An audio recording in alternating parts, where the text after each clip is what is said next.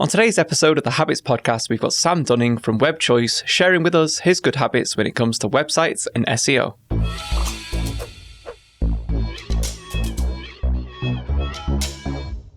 So thanks for joining us, Sam. First things first, what qualifies you to be our guest expert when it comes to websites and SEO?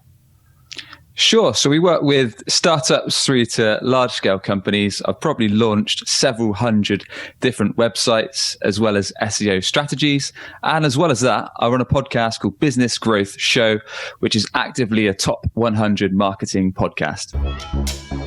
So I imagine then you've seen a lot of businesses that have got it wrong when it comes to their website, their SEO strategy, and also you've seen things that definitely work. So what are some of the worst things that you've seen? Yeah, so one of the worst things that I see, Mike, is when people are actively spending money on ads or maybe SEO or different types of marketing. So they're driving all this traffic, all these people to the website. But when they get to the website, it's failing to convert their hard-earned visitors into a consistent stream of inbound leads or opportunities. Yeah. And there's a number of reasons for that. And one of the main reasons is that the messaging on the website isn't clear.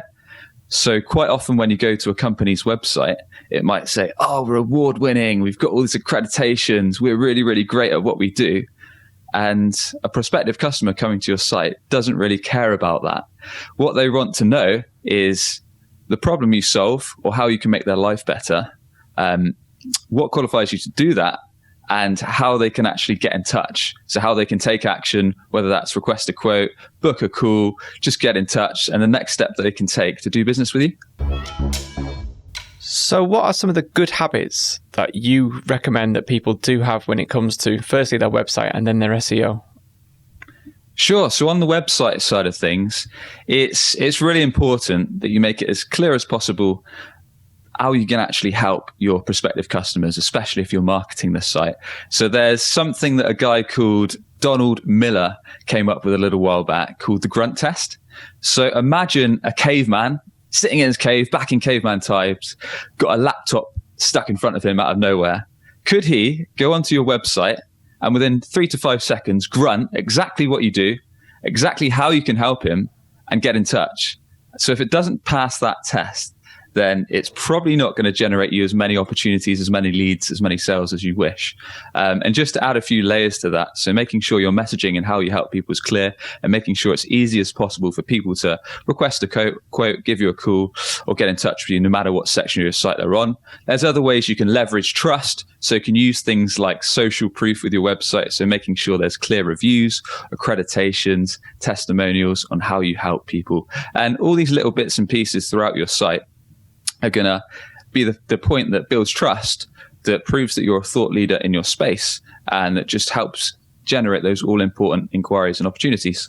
It's interesting that you say the grunt test, because we say the same thing. So we do some design work at the iron production side of our business, and we say that about your LinkedIn profile. Like, nobody really reads or goes searching through your About Me section to find out, are you the person that can resolve this issue?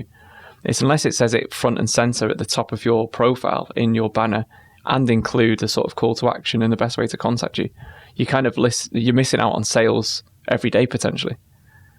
Yeah, exactly. So it's almost painful, especially those companies that are actively spending money, whether it's paid ads, Google ads, whether it's SEO, whether they're just doing a lot through social media, LinkedIn or other channels. So they're spending all this time with their own team or spending all this money. They're driving all these people to their website, but then their messaging's not clear.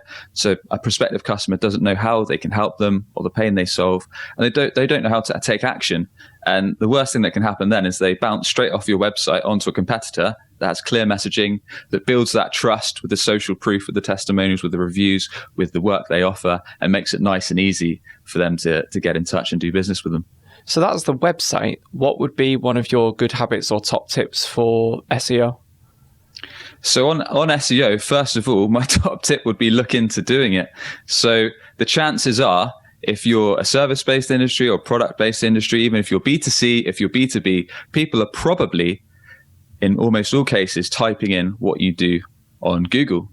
So they're probably typing in how to do X or best X provider or service X provider. So chances are people are searching for what you do on Google. I do it if I need help with the house. I'm terrible at DIY, for example. If I need a handyman, I'm going to type it in on Google and find someone that comes up top. So it's something you need to consider, as it's a great way to drive organic inquiries, organic traffic, organic inquiries, and build trust over time. So whether that's something you want to do yourself, whether it's something you want to research and take the time to learn all about things like keyword research, on-site optimization, off-site optimization, there's a lot to it, or whether you want to hire an expert, it's something that's going to, over time, reduce your ad spend. So that way you get the organic inquiries coming in rather than the paid opportunities, build up your trust as a leader in your industry, as your company, and most importantly, get you more inbound leads or sales.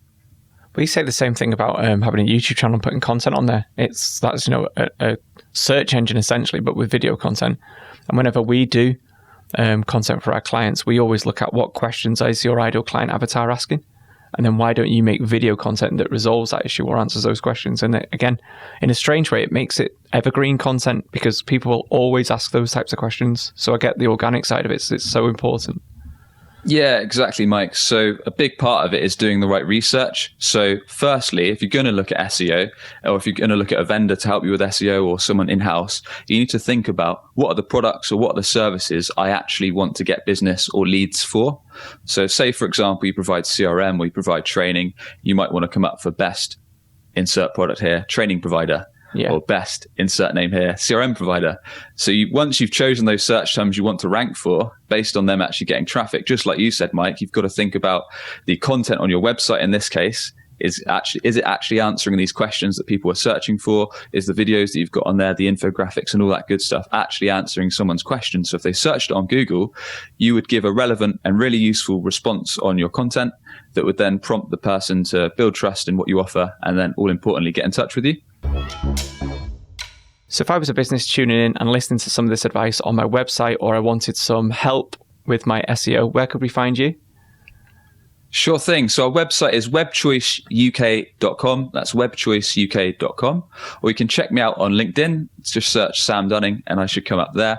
Otherwise, give me a call. 07834 766 004. Thanks to Sam for sharing with us his good habits when it comes to building a website and SEO. Don't forget, join us next time for another episode of Habitz.